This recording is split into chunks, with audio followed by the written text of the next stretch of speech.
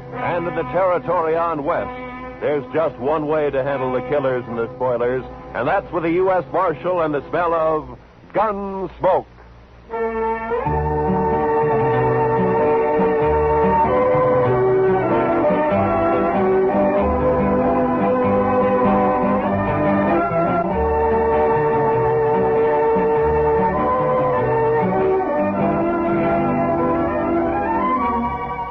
Gunsmoke, starring William Conrad.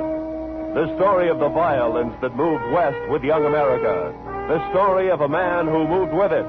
Matt Dillon, United States Marshal.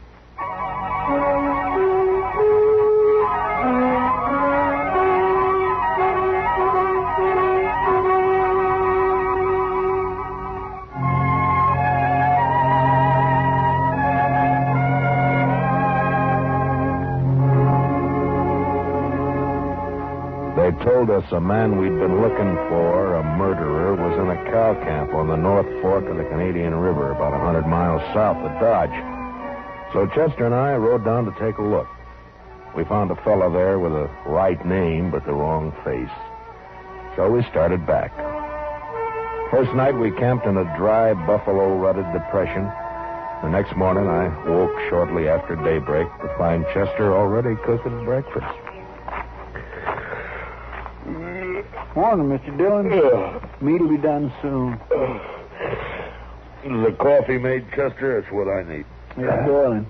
I didn't make much, though. I thought I'd better save our water. You know, Chester, I'll bet right now the doc's back there in St. Louis, holed up in some fancy hotel, still asleep. That's quite a thought, sir. Yeah. Him right in the middle of St. Louis and us way out here on the prairie. I'll bet he's even got sheets on his bed. I wouldn't be surprised, Mr. Dillon. Doc said this was one vacation he was going to splurge on. He's riding the Santa Fe both ways. Well, meat's done. I cleaned off this rock here to cut it on. Oh, good. Good.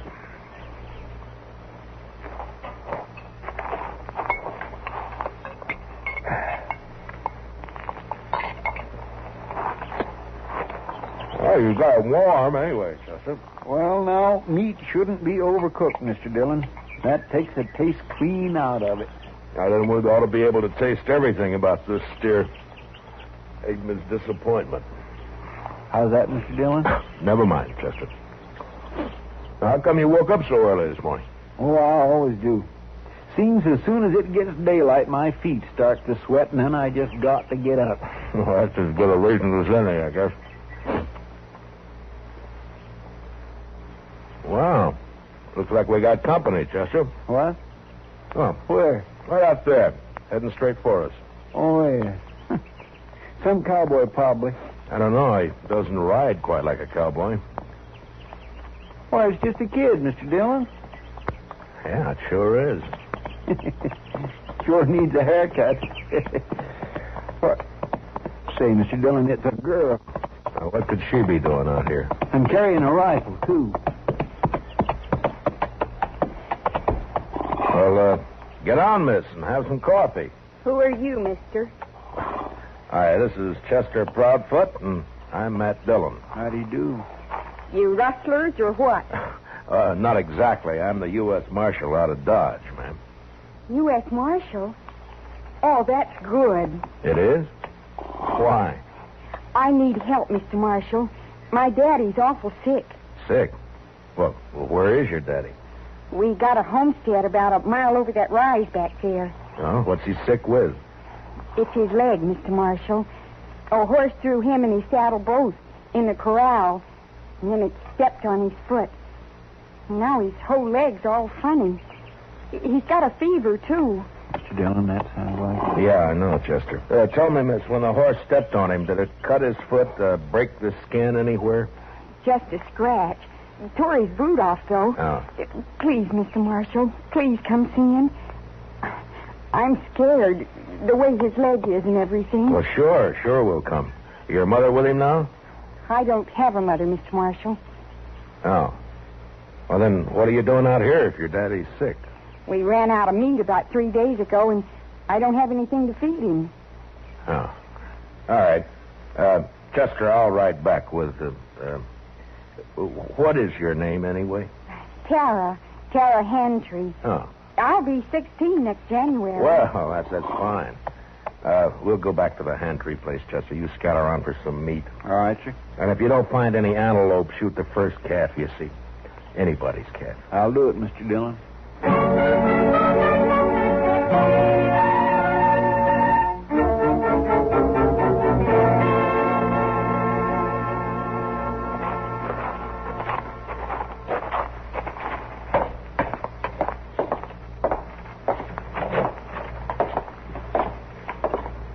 He's in the sleeping room, Mr. Marshall. No.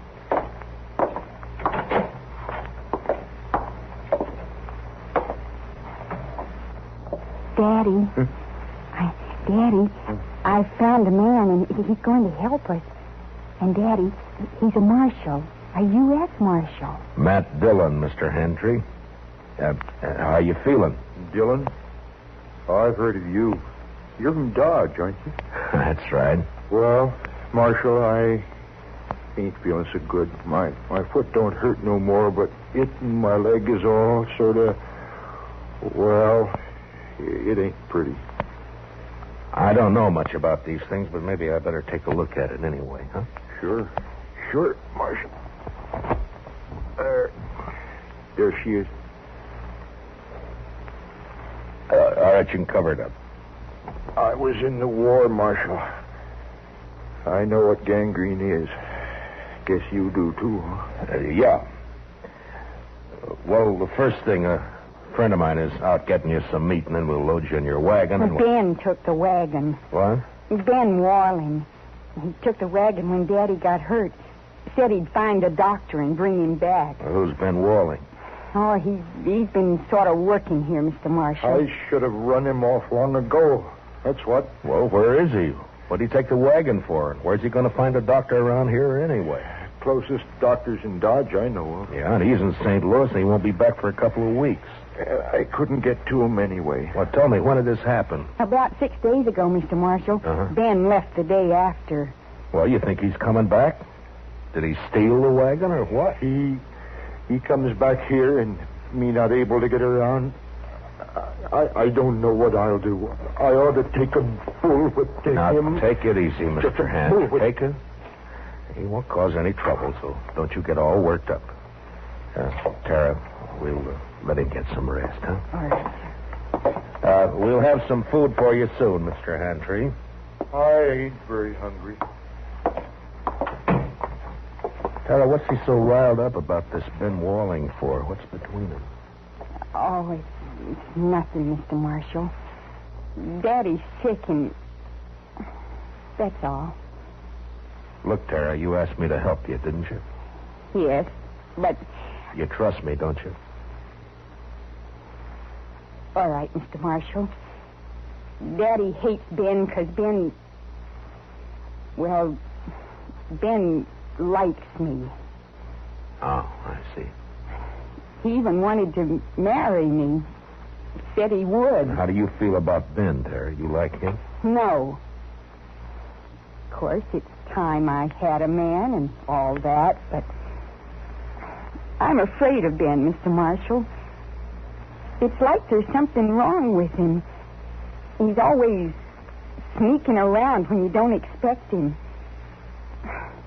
Makes me uneasy, like. Well, we won't worry about Ben now. You stay here in case your daddy wants anything. I'll go outside and wait for Chester. Mr. Marshall. Hmm? I'm awful glad you're here. We'll see it through, Tara. Don't you worry. I won't. Now.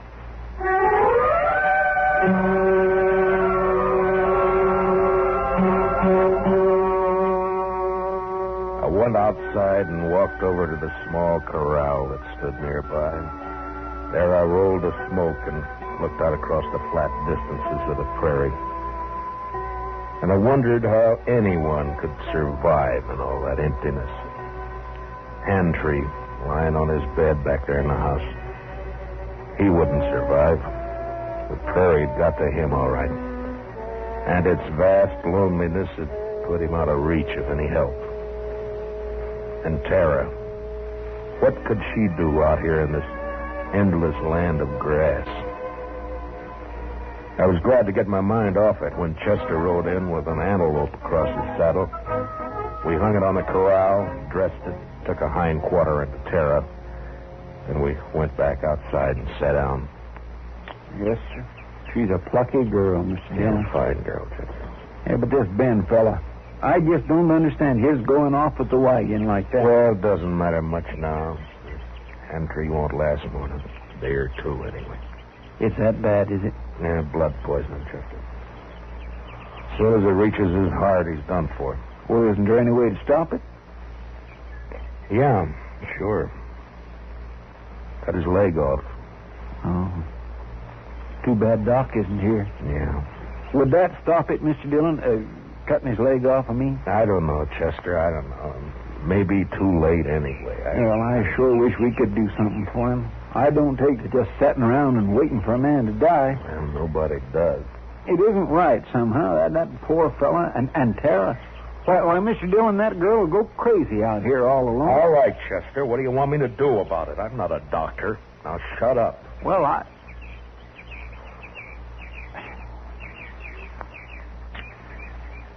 Mr. Dillon, you could do it. I know you could. Do what? Be a doctor. Long enough to save Mr. Handry's life. Are you anyway. out of your head? No, sir. Then what are you talking like that for? The most I ever did was doctor a horse for the colic. That's fine training for this, isn't it? I know. I couldn't do it. I just plain don't have the spirit. But you do. Oh, why didn't I leave you back in Dodge? It wouldn't have mattered anyway, Mr. Dillon, because you would never just stand by and let a man die. Let's go talk to him, Chester. Thank you, Mr. Dillon.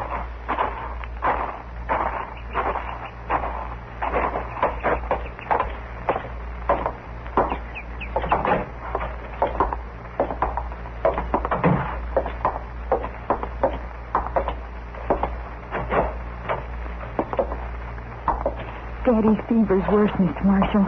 I'm going to get some more water.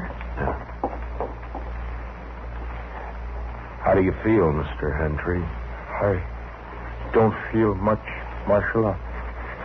Outside of burning up. I've been trying to tell Tara I just can't last long with blood poisoning. She's just got to figure on it. Well, that's what I came to talk to you about. I guess you know the only thing that'll give you a chance. I know. I've been thinking about it. But I couldn't ask any man to do that. You didn't ask me. Well, it's up to you, Mr. Handry. I'll try it if you're willing. Only thing is, I won't know much about what I'm doing. I seen it done in the Union Army, Marshal. I could tell you some things. All right. The only thing is, Marshal, I don't know I'd be much use around here with one leg. Well, you'll have to decide that for yourself. I know. You could move to town, Mr. Handry. You and Tara. Yeah, that's it. Tara, if it was just me, I wouldn't do it, but I can't leave Tara alone. Now, if I can help it, I can't. All right, Marshal. Let's do it. You're a brave man. No, Marshal. I just don't have any choice. Come on. Let's get it over with. You got any liquor in the house? There's a jug of corn out in the kitchen. Get it, Chester. You can start drinking it while we're getting everything else ready. Tell Tara to start boiling a lot of water. Yeah. I'll talk to her in a few minutes. I'll be right back. Now, I want you to tell me everything that you know about this, Mr. Handry. First, I'll tell you what you'll need. Mm-hmm. There's a straight iron out by the corral somewhere. Yeah. You can heat it in the main room fireplace. Right. Now, what else? Tara will find some cloth for bandages. The rest of the stuff you can get in the kitchen. Uh-huh. The only thing worrying me is what'll we use to tie off the arteries with? Plain thread won't hold. Well, maybe some thin strips of rawhide. No, they'd soak through. You got to have something. No, I know. At least I think it'll work. What about horsehair? Oh, that's it, Marshal. Pull it off the tail. I work fine. Here's the jug, Mr. Handry, and I brought you a cup, too. Pour me some. I want to get good and drunk. Here you are, Mr. Handry.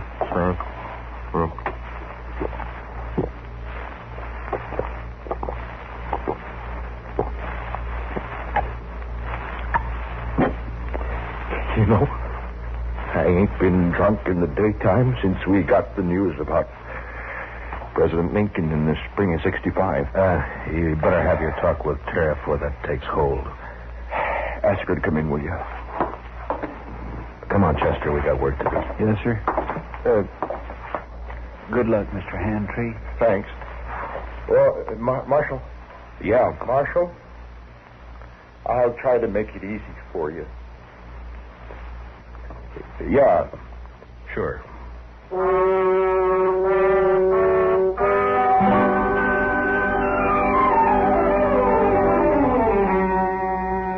Shortly after noon, I operated.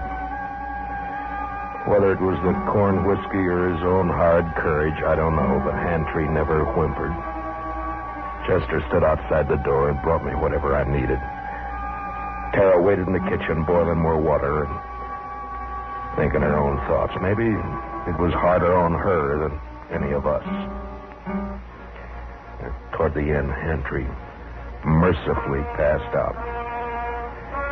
When I'd finally finished bandaging him, I was kind of faint myself. I'd done everything I could. I just hoped I'd done it right. How is he, Mr. Dillon? You'll have to clean up in there, Chester. I've got to get outside for some air. Yes, sir, I'll do it. And put that fire out. It's hot enough around here. I don't know how you did it, Mr. Dillon. Tara? Tara, will you come on outside for a while?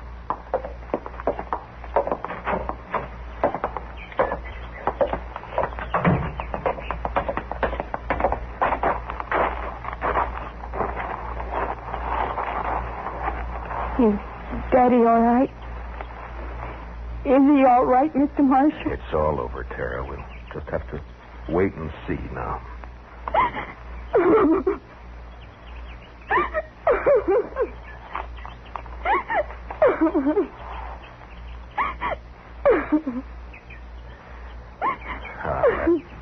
There now, Tara.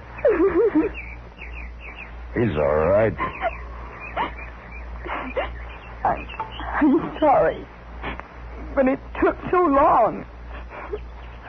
I thought you'd never finish. He didn't feel much, Tara. The corn liquor worked fine.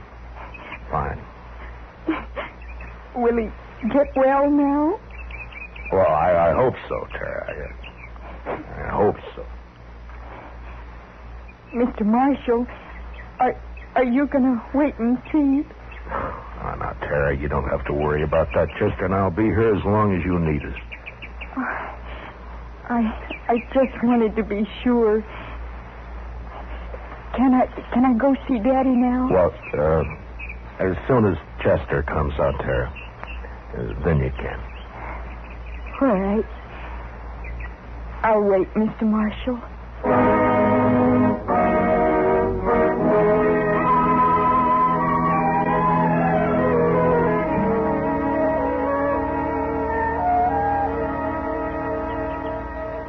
It beats me, Mr. Dillon, how he can just lay there so quiet and peaceful. It's only been 4 or 5 hours, Chester. The liquor hasn't worn off yet.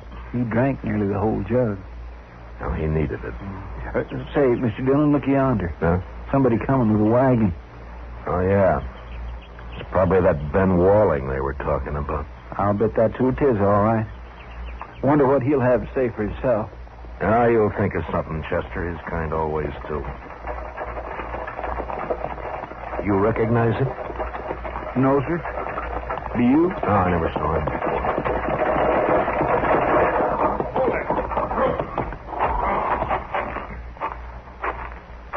Hello. What are you doing here? You Ben Walling? How'd you know? The Handrys, they've been wondering about you. Oh, yeah, sure. How's old Handry, anyway? He's all right. He is, huh? You've been gone a long time, Ben. Where were you? I don't know you, mister, but you sure ask a lot of questions. You can answer them one at a time. Now, where were you? Who are you anyway, mister? I'm a U.S. Marshal. Ain't no U.S. Marshals around here. There is now. Generally, I'm in Dodge. Your name Dillon? It is. Well, what are you doing here, Marshal? Tara ran into us, asked us to help. Seems the only able-bodied man around here took off in a wagon. I went to fetch a doctor. Is anything wrong in that? Not at all. Where is he? Well, first night the horses ran away, and I've been chasing them ever since. I didn't catch him till this morning. And then I've been gone so long, I thought I'd better get back to you right away. I was worried about Tara and old Handry, of course. I see. Well, you better get your horses unhitched, Ben. You can see Tara later. She's in with her father now. Gonna be all right, huh? I was kind of worried about that foot. Looked to me like it might have poison in it. Got to get outside for some air. Yes, sir, I'll do it. And put that fire out. It's hot enough around here. I don't know how. What? Mr. Dillon did it all by himself, just like a regular doctor. Oh, but how'd you know what to do? You might have killed him. Somebody had to do it, Ben. It's a sure thing Tara couldn't. You're blaming me, ain't you? Well, I did everything I could. Didn't my fault those blasted horses run off. Handry's pretty sick, Ben. I wouldn't bother him for a day or two if I were you. Oh, I won't bother you. Oh, now, look, Marshal. You can leave now. I'll handle everything here. We'll leave as soon as Handry's able to take care of himself again. All right, stay as long as you like. I don't care. Mr. Dillon? Yeah. I think that Ben is a no-good liar. You're right on both counts, Chester. And I'll tell you something else. You see that saddle over there? Well, that belongs to Mr. Handry. Yeah, I know. I looked at it this noon. Somebody cut the cinch strap on it. Cut the cinch strap? Mm-hmm. No wonder that bronc bucked him and the saddle off both. Well, do you think Tara did it? Oh, my goodness gracious, no, Mr. Dillon. Tara'd never do a thing like that to her own. It was Ben, wasn't it? That'd be my guess. He figured the old man would get hurt, maybe killed. Why, sir? So he'd have a free hand with Tara. Why, that low down... Mr. Dillon, let me arrest him. Not yet, Chester. There's plenty of time. All right, sir. I'll wait.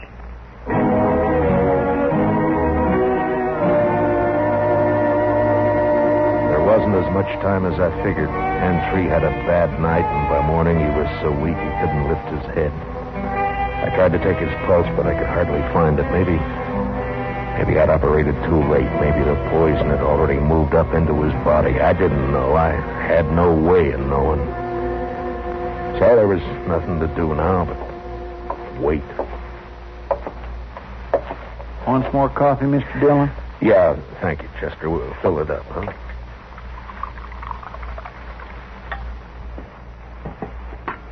Tara won't eat anything at all, sir. She just sat there by his bed, hasn't slept a wink I know of. Well, it's her father, Chester. He's all she's got. I never thought much about it before, Mr. Dillon, but seeing Tara, I kind of wish I had a daughter. You'd have to change your profession if you were going to take care of a daughter, Chester. Why, I don't have any profession, Mr. Dillon. Oh, Mr. Marshall. Yeah, what is it, Tara? Please come. Daddy wants you. I think he's... You better come too, Chester. Yes, sir.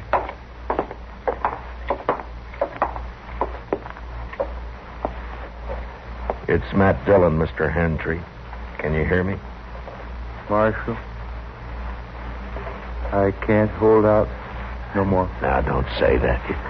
Keep fighting, man. You'll pull through. No, Marshal. I'm going to die. Oh, Daddy. Tara. It's about Tara, Marshal. Don't leave her here. Ben Walling, he's no good. He'll try to keep her. Now, don't you worry about Ben Walling, Mr. Handry. I promise you he won't get anywhere near Tara. Now or ever. Thanks, Marshal. He's a bad one. Tara can't stay here alone. She can't work this place. It's a bad way to die. Not knowing. Now, I want you to listen to me. Listen to me now. Yeah? I promise you something else, too. I'll take care of Tara. I'll see she's all right. I'll see she's cared for. Now, I promise that. I thank you, Marshal. I sure. Where's Tara? Daddy, I'm right here. Daddy. Tara. Come on, Chester. Daddy. Daddy.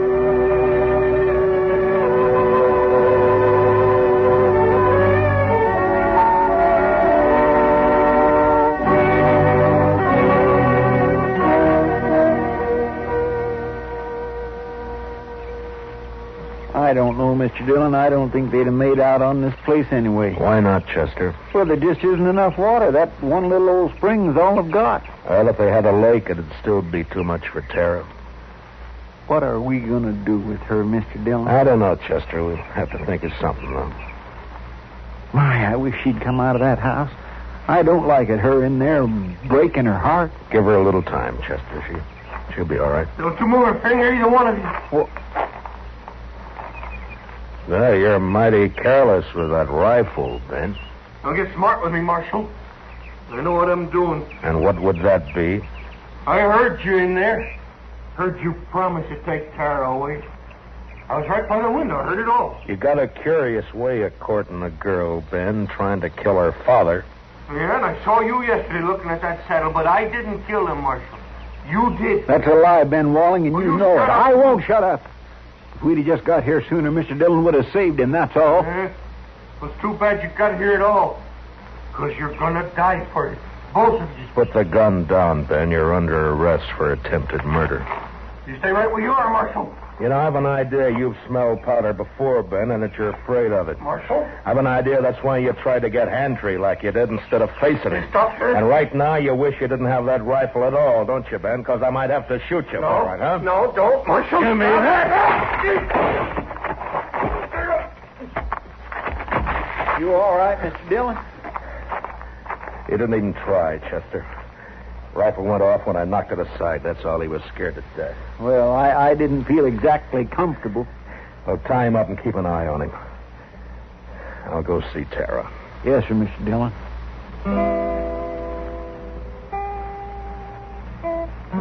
Late that evening, we buried Handry out on the prairie, out in back of the little homestead.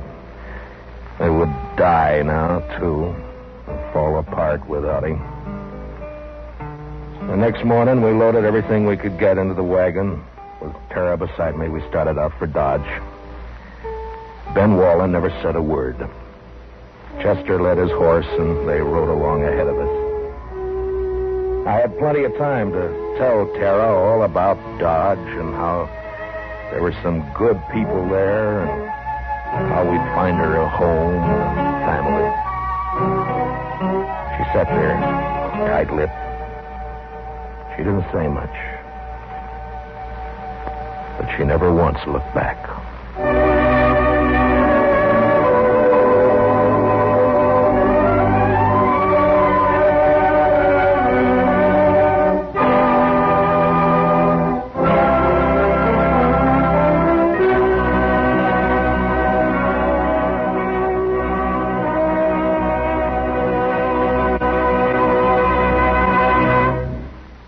Gunsmoke, transcribed under the direction of Norman MacDonald, stars William Conrad as Matt Dillon, U.S. Marshal.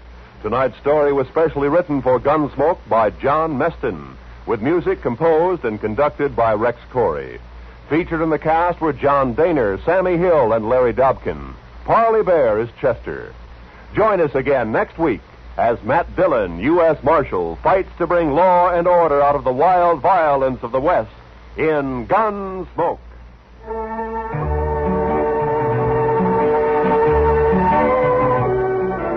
In case you didn't know, Jack Benny and his gang begin their new season tomorrow night. Jack, Mary, Don, Dennis, and Rochester welcome a new member to the team, the head man of CBS Radio's Club 15 show, Bob Crosby. Roy Rowan speaking.